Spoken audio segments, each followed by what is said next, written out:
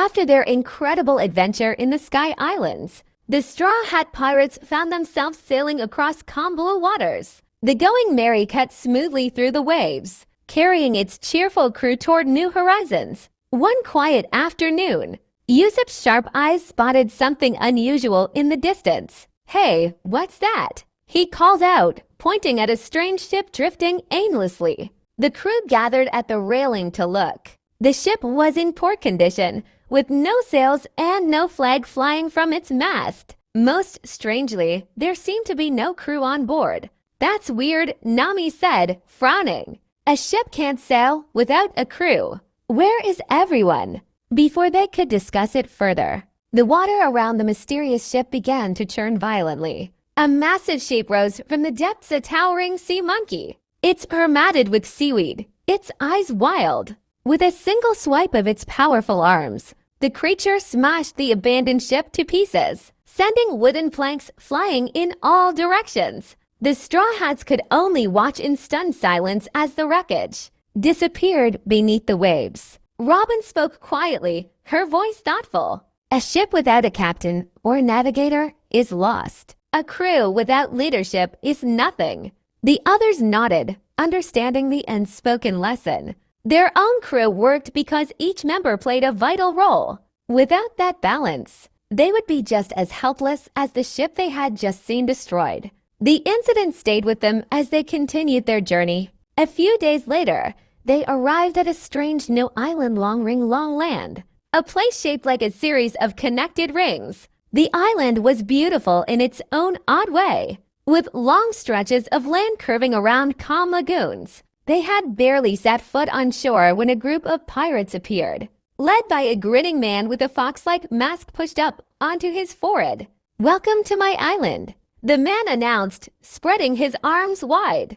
"I am Foxy the Silver Fox, and these are my loyal crew." His so-called loyal crew was a ragtag bunch of misfits, some tall, some short, some so oddly shaped that Chopper blinked in surprise. Foxy wasted no time in challenging the Straw Hats to a Davy-back fight, an old pirate tradition where the winning crew could take members or flags from the losers. Luffy, never one to back down from a challenge, agreed immediately.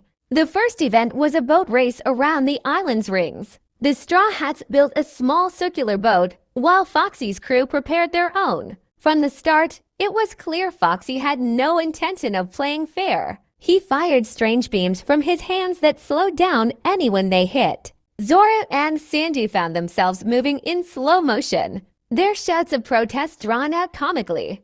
Robin, unaffected, used her abilities to create extra arms and row their boat forward. Usopp and Chopper worked together to steer, dodging the attacks from Foxy's sneaky crew. In the end, the Straw Hats won by a narrow margin, but Foxy only smirked, already plotting his next trick. The second event was even more brutal. The captains were to be used as balls thrown into the opposing team's basket. Foxy's giant crew member, Big Pan, hurled Luffy with terrifying force while Foxy continued using his slowing powers. Luffy struggled, his movements sluggish. Nami shouted instructions, trying to help him avoid the worst of the attacks. Chopper, realizing the slowing effect might have a biological component, quickly mixed a counteragent. The moment Luffy drank it, his speed returned. With renewed energy, Luffy twisted midair and kicked Big Pan straight into Foxy. The two crashed into their own basket, securing another victory for the Straw Hats. Furious, Foxy demanded a final one-on-one fight. Luffy accepted, confident in his strength. The battle was harder than expected. Foxy's slowing beams made it nearly impossible for Luffy to land a hit. The Straw Hat captain found himself struggling, his punches moving like they were underwater. Foxy taunted him, even convincing Luffy to say he would leave his crew if he lost. Then, in a bizarre twist, Foxy forced a giant afro wig onto Luffy's head. Something inside Luffy snapped. With a sudden burst of wild energy, he began moving faster, ignoring the slowing beams completely. His punches came in a flurry, striking Foxy again and again until the silver-haired pirate collapsed, defeated. The Straw Hats cheered, relieved to have won. but their celebration was short-lived. Without warning, the sea around them froze solid. A tall man rode a bicycle across the ice, his expression calm but his presence terrifying. "Nico Robin," he said, his voice cold. "You cannot run forever." Before anyone could react, he raised a hand, and Robin turned to Ace. Luffy charged forward, but the man Admiral Aokiji froze him with a single touch. Zoro and Sanji attacked at the same time.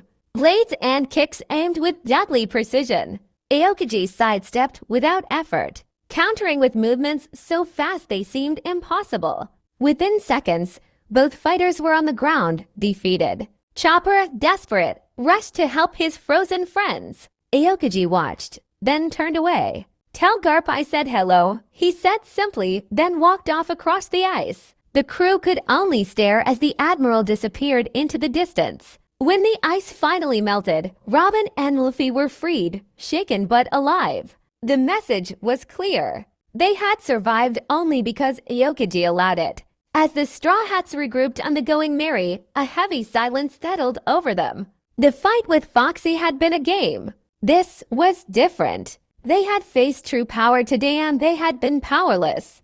Robin, usually so composed, looked troubled. For the first time, she wondered if staying with the crew would only bring them more danger. But Luffy, ever stubborn, just grinned. "We'll get stronger," he said. And with that simple declaration, the crew's spirits lifted. The seas ahead were uncertain, but they would face them together.